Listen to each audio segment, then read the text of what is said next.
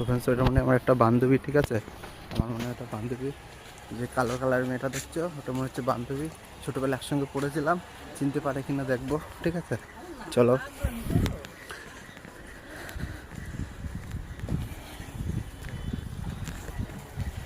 অনেক দিন আগে, কিন্তু আদৌ কি সে নাকি বুঝতে পারছি না। যদি না হয় তাহলে ওরা খেলা নিয়ে খেতে হবে, আর যদি হয় তাহলে ভালো। এর নাম সম্ভবত রুশি, রুশি না কি ওরা ভুলে গেছে, দেখি কি বলে। চুল ফুল টানবো।